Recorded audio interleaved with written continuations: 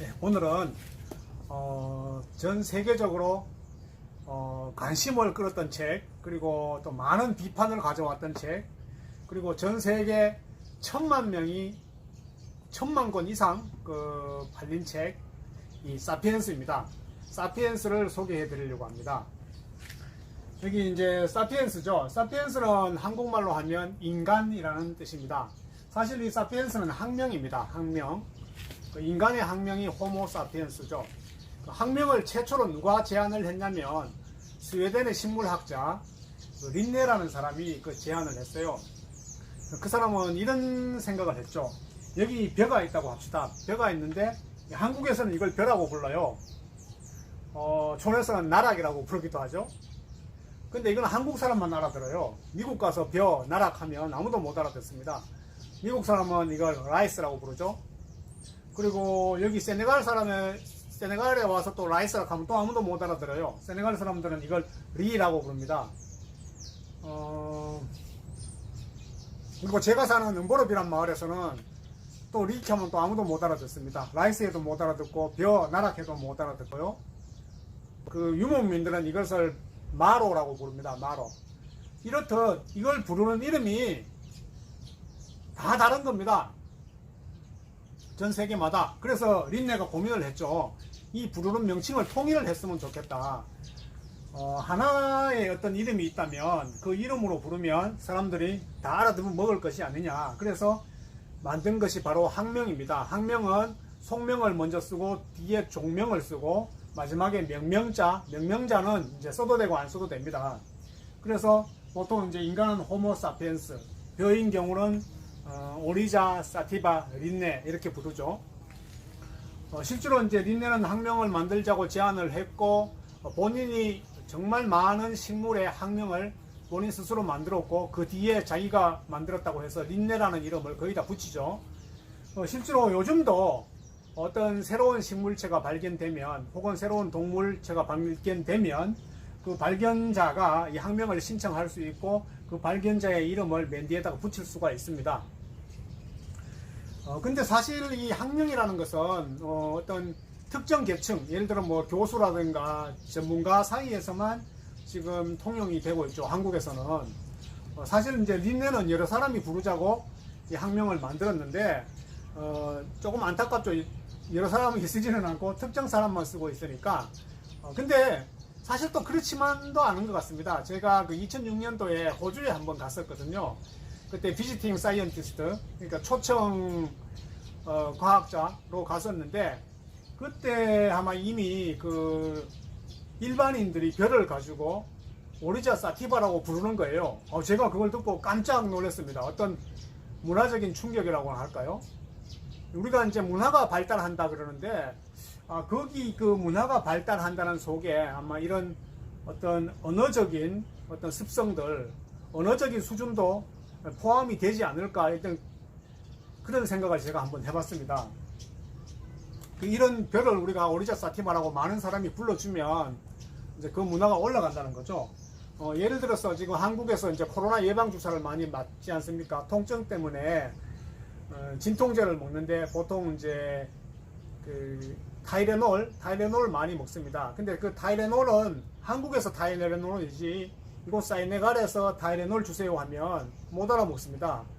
성분명인 아세트아미노펜 주세요 하면 아세트아미노펜을 이제 받아서 그걸 진통약으로 먹으면 되죠. 제가 지금 먹고 있거든요. 저도 지금 대상포진 때문에 여기 막 가슴이 이 피부가 옷깃에 스칠 때마다 엄청 따가워요. 저녁에 잠도 못 자고 그래서 아세트아미노펜을 먹고 있습니다. 이런 식으로 이제 어떤 성분명이라든가 그 다음에 또 하나 예를 들면 뭐 유명한 거 이런 것은 이제 최초에 불렀던 이름을 그대로 쓰기도 합니다. 예를 들어서 이제 인류 최초의 합성약인 아스피린 같은 거 있습니다. 이게 이제 한 100년도 넘었거든요. 이것은 이제 버드나무 껍질에 그 진통 성분을 이용해서 만들었죠. 그래서 버드나무 껍질 속에 써 있는 그 살리신산을 화학 제제를 붙여서 아세틸 살리신산이라는 이 성분명으로 아스피린이라는 약제를 만들었습니다. 이거는 전 세계 어디 가도 아스피린 하면은 다 알아먹습니다. 이런 것을 제외하고는 이제 뭐 우리가 정말 내가 이가 아파가지고 병원에 가가지고 세네갈 병원에 가서 뭐 이가탄 주세요 하면은 아무도 못 알아먹는 거예요. 그래서 그 성분명을 반드시 알아서 그 성분명을 널리 자연스럽게 사용하면 우리가 문화적으로 좀 더 발전하지 않을까 이렇게 이제 생각을 합니다. 다시 사피엔스로 넘어가겠습니다. 이 사피엔스를 정말 한 문장으로 표현을 하자면 이 사피엔스 책이 굉장히 두껍거든요. 600쪽이 넘어요. 이거 정말 한 문장으로 표현하자면 딱 이겁니다.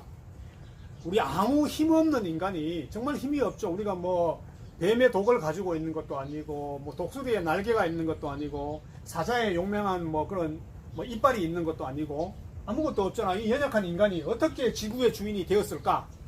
라는 이야기를 이 사피엔스를 통해서 하고 있습니다. 이 저자가 이제 유발 하라리라는 사람인데요. 이분은 이제 이스라엘에서 태어났고 아버지가 유대인입니다. 유대인이고 지금 현재 아마 이스라엘 예루살렘 대학에서 교수로 지금 있는 걸로 알고 있습니다. 이 책은 총 이제 4개의 장으로 되어 있는데 첫 번째가 인지혁명입니다. 이게 이제 아마 이 사피엔스라는 책에서 가장 중요한 타이틀을 맨 처음에 보통 내기 때문에 인지혁명이 이제 사실은 굉장히 중요합니다.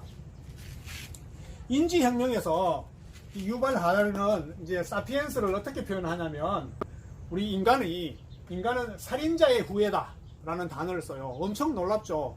그리고 이 책 전반에 보면 어떤 그 용어의 기술들이 굉장히 원색적인 용어를 많이 씁니다. 읽다 보면 막 깜짝깜짝 놀라요. 무슨 이런 단어를 썼지? 내가 이런 책을 계속 읽어야 되나? 뭐 이렇게 할 정도로 굉장히 원색적인 단어를 써요. 이게 살인자의 후예다 라고 하는데 사피엔스가 이제 수많은 살인을 했다는 거죠. 그래서 인류의 진화 과정을 여기 설명을 하는데요.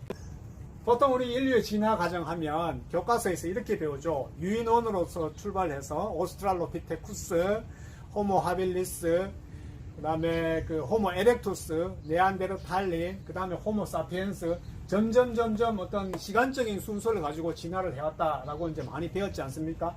그게 이제 300만 년 전부터 1만 년 전까지의 시간이 그렇게 흘렀다라고 하는 거죠. 그런데 이제 이 유발 하라리는 그렇게 얘기하지 않습니다. 그 많은 그 종들이 시간을 두고 산 것이 아니라 동시대에 같이 살았다는 거죠. 같이 살았는데 어느 날 호모 사피엔스가 나머지 모든 종들을 전부 집단 학살을 하고 다 죽였다는 거죠. 다 죽이고 호모 사피엔스만이 살아남았다. 호모 사피엔스는 무서운 살인자다 라는 겁니다. 그러니까 우리 인간이 무서운 살인자라는 거죠. 우리 인간은 전부 살인자의 후예라는 겁니다. 그렇다면 이 호모 사피엔스가 무서운 살인을 하게 되는 그 파워, 그 힘은 어디서 나왔느냐 이거죠. 사실 네안데르탈린도 호모 사피엔스가 다 죽였는데 네안데르탈린이 훨씬 더 사피엔스보다 힘도 더 세고 몸집도 크고 아주 잘 싸웠다고 합니다. 근데 어떻게 호모 사피엔스가 네안데르탈린을 전부 학살시켰을까요? 보통 이렇게 질문을 하면 사람들은 도구를 사용했을 거야, 아니면 뭐 불을 사용했을 거야 이렇게 얘기하는데 이 책에서는 전혀 도구, 불 이런 얘기를 언급하지 않습니다. 과연 이 호모 사피엔스가 다른 종족들을 집단 학살한 그 결정적인 것이 뭐냐면 바로 이겁니다. 뒷담화라는 거죠. 뒷담화.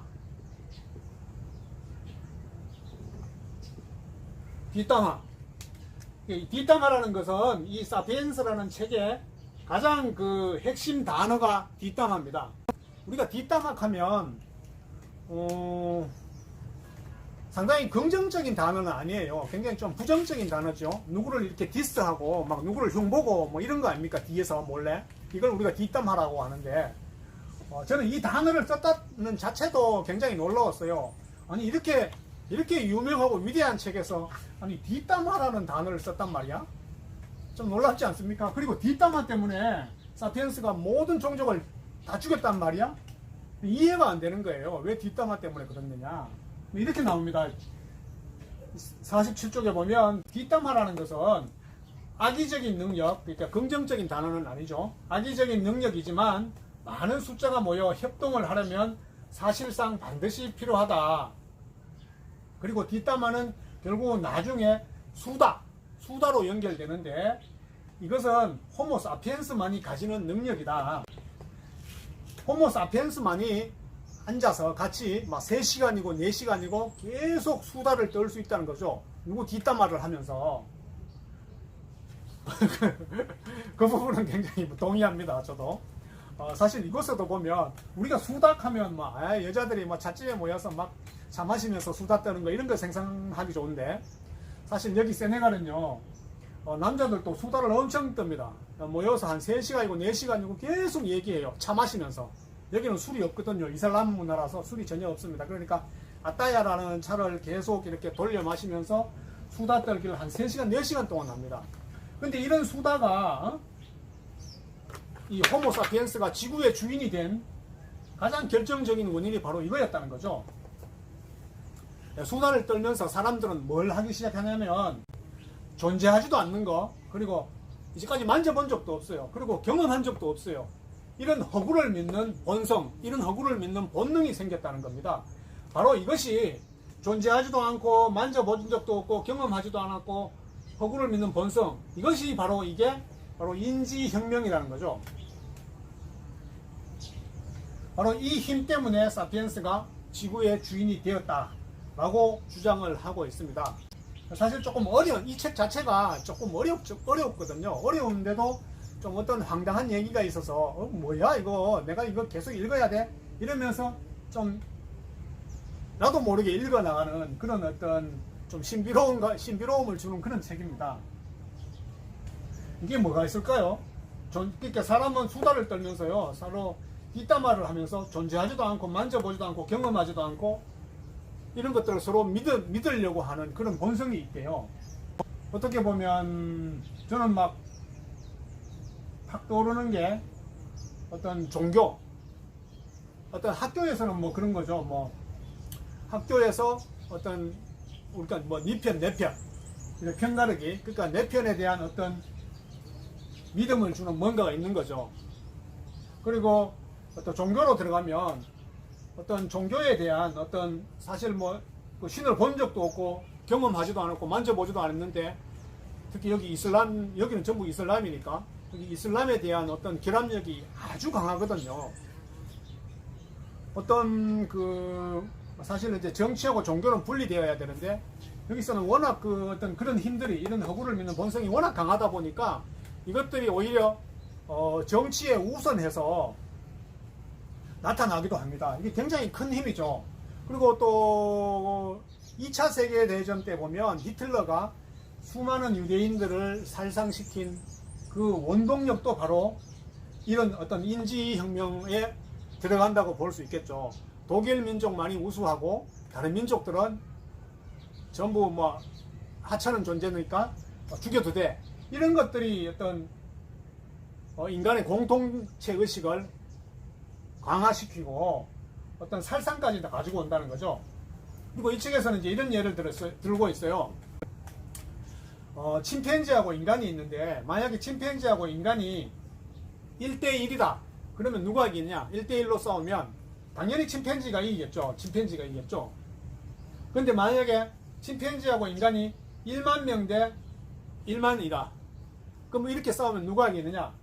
이때는 인간이 이기는데 이게 인간이 이기는 정도가 아니라 침팬지를 완전히 확살시킨다는 수준으로 간다는 겁니다.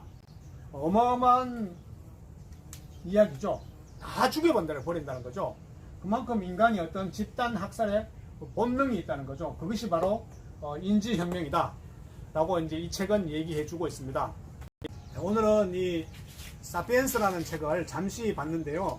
뒷부분에 이제 농업혁명이라든가 과학혁명 이쪽에 가면은 막 더 놀라운 이야기들이 많이 나옵니다. 어떤 유발 하라리는 우리 일반인들의 생각을 깨는 어떤 반전 스토리를 이 책에 많이 담았어요. 그래서 일반인들이 이걸 읽으면 이게 뭐야, 이게 지금 기존에 내 생각하고 완전히 다른 거예요. 그래서 깜짝깜짝 놀랍니다, 읽을 때마다. 그런 어떤 재미가 있습니다. 그래서 비판도 사실 많이 받았죠, 이 책을. 그 비판을 많이 받고 안티가 많이 생겨서 아마 더 유명해진 것일 수도 있습니다. 오늘은 여기서 마치겠습니다. 감사합니다.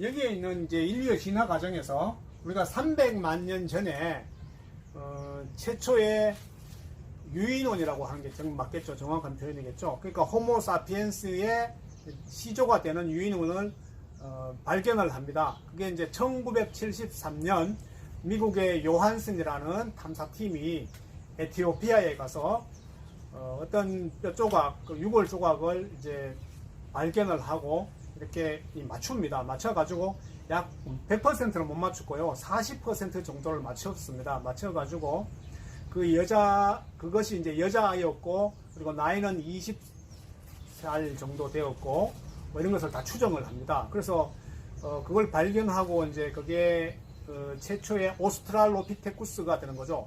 약 320만 년 전으로 추정을 하고 있습니다. 그래서 그 탐사팀이 너무 기뻐가지고, 그때 밤새도록 그 노래를 불렀다고 합니다. 그때 불렀던 노래가, 루시 인 더 스카이 위드 다이아몬드라는 비틀즈가 불렀던 노래랍니다. 그래서 그 노래 제목을 따서 그 화석의 여자 이름을 이제 루시라고 하죠. 그래서 루시가 그 인류 최초의 그 오스트랄로피테쿠스가 되었다라고 이제 전해집니다. 근데 그것도 이제 어떤 그 찬반 양론이 많아요. 왜냐하면 그 뼈 조각을 한 군자리에서 이렇게 발굴을 해야 되는데, 사실 다리뼈 조각은 한 1km 정도 떨어진 곳에서 이제 발굴을 해가지고 이제 맞췄다라는 그런 얘기도 있고요. 뭐 정확한 이제 진실은 저는 잘 모르겠어요. 하여튼 그런 이야기가 전해지고 있습니다. 그 인류가 얼마나 많은 학살을 했는가, 제가 이제 한 구절을 한번 읽어 드리겠습니다. 아프리카 본토에서 동쪽으로 약 400km 떨어진 큰 섬 마다가스카르가 대표적 사례다. 수백만 년간 고립되어 있던 이 섬에서는 독특한 동물들이 진화했다. 가령 코끼리새는 날지 못하는 새로서 키 3m, 몸무게 500kg으로 세상에서 가장 큰 새였다. 자이언트 여우 원숭이는 지상에서 가장 큰 영장류였다. 이 코끼리새와 자이언트 여우 원숭이는 마다가스카르의 다른 대형 동물 대부분과 함께 약 1500년 전 갑자기 사라졌다. 이 섬에 인간이 발을 디딘 것과 정확히 같은 시기였다. 그러니까 이 호모사피엔스가 마다가스카르를 점령하면서 이런 이 코끼리새하고 그 다음에 자이언트 여우 원숭이가 사라졌다는 거죠. 이 사피엔스가 가는 곳곳마다 이 야생 동물들이 전부 죽고, 누가 들어왔냐면 어떤 가축들, 뭐 소나 돼지 뭐 이런 것들로만 개체수가 늘어나고 나머지 야생 동물들은 다 사라졌다는 거죠. 그만큼 전부 몰살을 시켰다는 겁니다. 사피엔스가. 이 마다가스카르는 아시죠? 이제 아프리카 동쪽에 있는 큰 섬인데요. 그게 왜 알려졌냐면, 그 옆에 이제 모리셔스라는 작은 섬이 있는데, 거기에서 그 한국의 신혼여행을 그걸로 이제 자주 간다고 합니다. 모리셔스 섬으로. 코로나 때문에 비행기 입국 거부를 한다 만다 막 그때 처음 시작할 때 한국에서 그 신혼부부 17쌍이 이 모리셔스로 갔다가 입국 금지를 당해가지고 거기서 바로 그 창고 같은 데 수용소에서 바로 그 격리를 당했어요. 그래서 신혼여행을 굉장히 좀 슬프게 보낸 그런 사례가 이제 얼마 전이 아니지, 작년인가요? TV에 한번 나온 적이 있죠. 그래서 그 마다가스카르 그 모리셔스라는 섬이 우리 한국인들에게 좀 알려지기 시작했습니다. 거기 이제 내용이 되겠습니다. 마다가스카르는 정말 저도 한번 가보고 싶어요. 이게 왜냐면 섬이라는 것은 이제 생물 종의 다양성을 확보하는 좋은 어떤 지정학적 위치가 있는 거죠. 왜냐하면 동떨어져 있다 보니까 다른 외세의 침략이 없잖아요. 외세의 공격도 없고, 그래서 생물 종들이 안전하게, 그만큼 이제 상대적으로 안전하게 살 수 있는 그런 기회가 되니까 생물 종이 다양하다고 합니다. 이 사피엔스라는 책은 어떤 인류의 기원과 동시에 어떤 아프리카를 공부하기에도 좋아요. 왜냐하면 인류의 기원이라는 말이 나오면 항상 아프리카가 나오게 되어 있거든요. 아프리카 땅덩어리가 워낙 큰 것에 비해서 거기에 대해서 연구는 사실 그렇게 많이 되어 있지 않거든요.